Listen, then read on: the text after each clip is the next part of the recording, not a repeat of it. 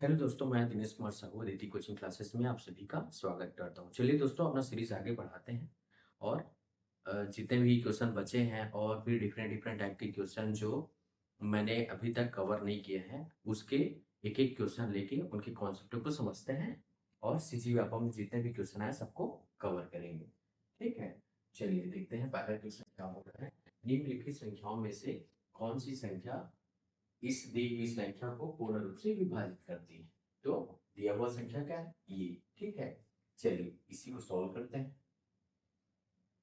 देखिए क्या लिखा है, 4 का घात जो है 61 दे दिया है, फिर 4 के घात 62 दे दिया है, और क्या दिया है 4 के घात 63, और ये 64 दे दिया है। ठीक, तो ये संख्या में देखिए सभी में पावर लिखा है 61, 62, 63, 64, और 4 बेस आधार समान सबका। तो क्या करेंगे, यहाँ पे 4 के घात 61 को कॉमन ले लेंगे। तो देखिए यहाँ पे क्या बचेगा, यहाँ पे बच जाएगा 1 बचेगा। ठीक है, अब देखिए यहाँ पे पावर कितना निकला है, 61 निकला है, यहाँ पे 62 है। ठीक है, 62 है तो कितना बचेगा, 4 बचेगा। 4 का घात 1 बच जाएगा ना, बच जाएगा। और यहाँ पे कितना बचेगा, 4 का घात 2 बचेगा। तभी तो देखे ना, मल्टीप्लाई करेंगे तो क्या हो जाएगा, यहाँ पे ये 4 के घात 63 हो जाएगा। अब उसके बाद देखिए यहाँ पे क्या बचेगा, 4 का घात 3 बचेगा। कितना बचा।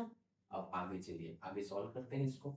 इसको मैं क्या लिख सकता हूँ, 4 के घात 61 है, गुणा हो जाएगा यहाँ पे, ये देखिए इसको मैं 1 लिख सकता हूँ, और 4 के घात 1 को 4, और 4 के घात 2 को 4 गुणा 4 मतलब 4 चौक 16, और ये कितना हो जाएगा, 4 गुणा 4 गुणा 4, तो 4 चौक 16 चौक 64 हो जाएगा, 64 हो जाएगा। ठीक है, अब यहाँ पे प्लस करिए। देखिए इसको लिख देता हूँ और यहाँ पे प्लस करते हैं तो क्या हो जाएगा, ये देखिए 64 प्लस 6 70 प्लस 10 80 85 हो गया। ठीक, अब 84 हो गया। देखिए यहाँ पे 10 भी दिया है, और यहाँ पे 13 है, 11 है और 3 है। तो देखिए 10 के लिए क्या करेंगे, यहाँ पे एक पावर हम लोग निकाल देते हैं, 4 का घात 60 ले लेते हैं, और यहाँ पे क्या हो जाएगा, यहाँ पे 4 आ जाएगा, और यहाँ पे लिख देंगे, क्यों, एक पावर हम लोग निकाल दिए यहाँ से, तो ये पावर यहाँ पे आ गया, और यहाँ पे 85 लिख देंगे। अब देखिए इसका मल्टीप्लाई करेंगे तो क्या हो जाएगा, देखिए यहाँ पे मल्टीप्लाई करेंगे तो 4 60, और यहाँ पे इन दोनों का मल्टीप्लाई करेंगे तो 170, और ये 340 इतना आ गया। ठीक है, तो देखिए यहाँ पे किससे किससे डिवाइड हो रहा है, एक तो किस नंबर से होगा, इससे होगा क्या, बिल्कुल नहीं, इससे बिल्कुल नहीं। देखिए यहाँ पे 0 आ रहा है तो ऑप्शन ए आपका आंसर हो जाएगा। ये किससे डिवाइड होगा, 0 है तो यहाँ पे 10 से डिवाइड हो जाएगा। ठीक, आपको ऐसे ही सॉल्व करना है। ठीक, चलिए नेक्स्ट क्वेश्चन देखते हैं।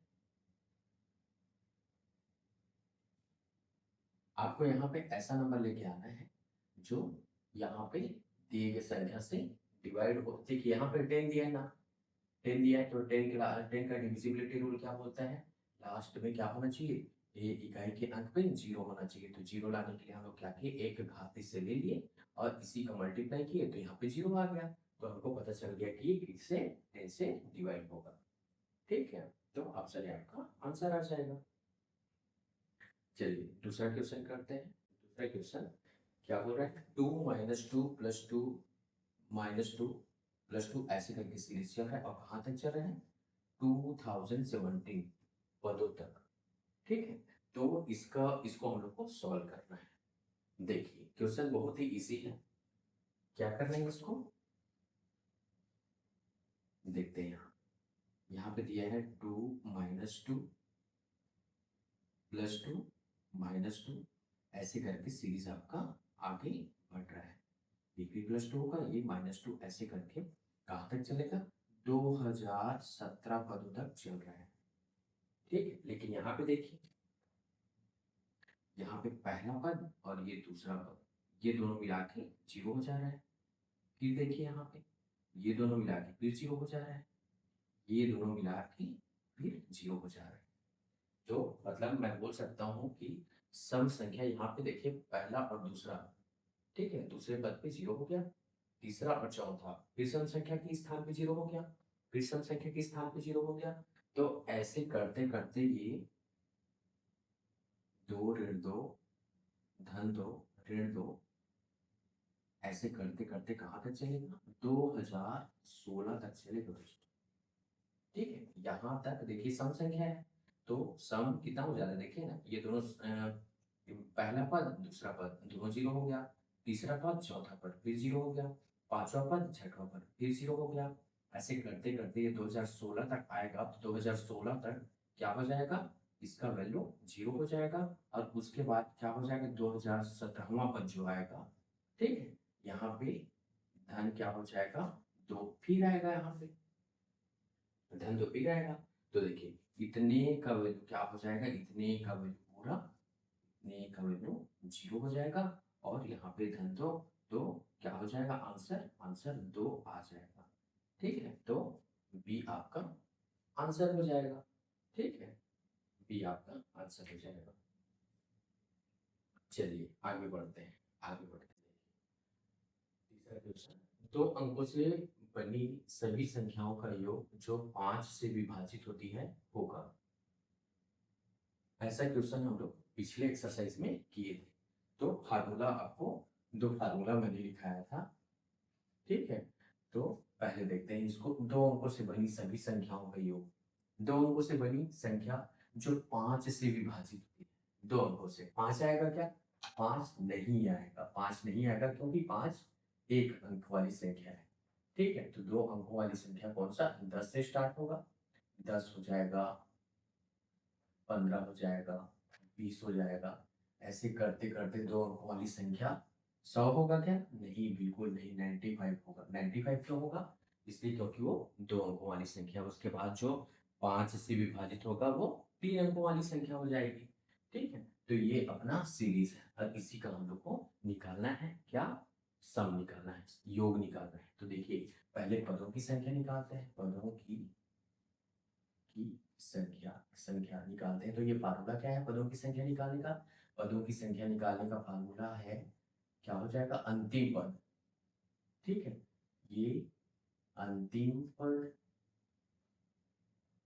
माइनस पहला पद, और यहाँ पे क्या होता है? सारवांतर होता है। ठीक, और यहाँ पे +1 होता है। चलिए कर देते हैं। अंतिम पद कितना है? 95 है, और पहला पद माइनस करना है तो 10 माइनस कर दीजिए, और सारवंतर दोनों के बीच का अंतर, दो पदों के बीच का अंतर मैं बताया था आपको। तो देखिए 15 में 10 माइनस करिए, कितना आया? 5 आया। ठीक है, पर 20 में 15 भी माइनस कर सकते हैं, सेम आएगा। और यहाँ पे ये, तो देखिए इसको सॉल्व करके कितना हो जाएगा? 85 डिवाइड बाई 5 +1, मतलब ये कितना हो जाएगा? 17 +1, आंसर कितना हो जाएगा? 18। एन का वैल्यू कितना आ गया? 18 आ गया, 18। ठीक है, एन का वैल्यू 18 है। अब हम लोग को क्या निकालना है? योग निकालना है, का योग। योग कैसे निकलेगा? योग निकालने के लिए देखिए, योग निकालने के लिए क्या हो जाएगा? इसका सूत्र है अंतिम पद धन प्रथम पद, और बटे में क्या करना है? 2 करना है, और यहाँ पे मल्टीप्लाई एन हो जाएगा जो पदों की संख्या है। ठीक है, ये पदों की संख्या इतना हो जाएगा। तो देखिए अंतिम पद कितना है? 95, और यहाँ पे प्रथम पद 10 है, बटे में 2 करना है, और यहाँ पे n का वैल्यू कितना है? 18। इसी को हल कर देते हैं, तो 2 निया 18 हो गया। यहाँ पे कितना हो गया? 105, 105 हो जाएगा, और यहाँ पे मल्टीप्लाई में 9 हो जाएगा। तो देखिए मल्टीप्लाई में 9 है, अब कैसे करेंगे? मल्टीप्लाई करिए और क्या। तो देखिए 105 में 9 का मल्टीप्लाई करेंगे तो इसे 1000 से ज्यादा होगा क्या? बिल्कुल नहीं, 1000 से कम ही हो जाएगा, तो बाकी सब 1000 है। ऑप्शन डी 945 आपका आंसर हो जाएगा। ठीक, 945 आपका आंसर हो जाएगा। ठीक है, मल्टीप्लाई करेंगे तो भी पता चल जाएगा, लेकिन यहाँ पे देखिए ऑप्शन 1000 दिया है और इसका वैल्यू तो 1000 से कम है। ठीक है, तो 945 आपका आंसर हो जाएगा। चलिए लास्ट क्वेश्चन देखते हैं। लास्ट 5 क्रमगत संख्याओं का योग 55 है, जबकि 7 क्रमगत संख्याओं का योग 77 है। तब पहली श्रेणी की सबसे बड़ी संख्या और दूसरी श्रेणी की सबसे छोटी संख्या का अंतर क्या होगा, बताना है। तो चलिए इसको कैसे सॉल्व करते हैं। देखिए 5 क्रमगत संख्या है का योग कितना है, 55 है। यदि मैं 5 से भाग दे दूंगा तो औसत आ जाएगा। इसका औसत कितना हो जाएगा, देखिए मैं क्या किया, 5 क्रमगत संख्या दे दिया है। ठीक है, 5 क्रमागत संख्या का औसत निकालना है मेरे को। औसत निकाल दीजिए, पहले औसत निकालेंगे तो 5 से डिवाइड करना पड़ेगा। ठीक है, तो औसत कितना आ गया, 11 आ गया। ठीक है, औसत 11 आ गया।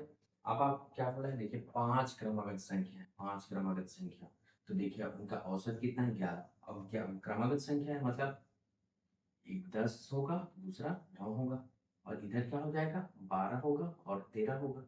5 क्रमागत संख्या है। ठीक, जोड़ने पे कितना आ रहा है, 55 आएगा, और औसत कितना आता है, 11, बीच की संख्या। ठीक, औसत हमेशा अगर क्रमागत संख्या दिया है और सभी विषम है तो क्या हो जाएगा, बीच की संख्या औसत हो जाएगा। ठीक है, वैसे देखिए क्या दिया है, 7 क्रमागत संख्या, ये तो 5 संख्याओं का औसत हो गया। 7 क्रमागत संख्या दिया है, 7 क्रमागत संख्या दिया है, ये पहला कंडीशन था। दूसरे कंडीशन में क्या बोला है, 7 संख्याओं का औसत, 7 संख्याओं का औसत, का औसत कितना हो जाएगा, 77/7। ये 5 संख्याओं का है ना, 5 संख्याओं का, ये 5 संख्याओं का औसत निकाल लिए यहाँ पे। तो कितना इतना आया, 7 संख्याओं का निकालेंगे तो कितना आया, फिर 11 आ रहा है।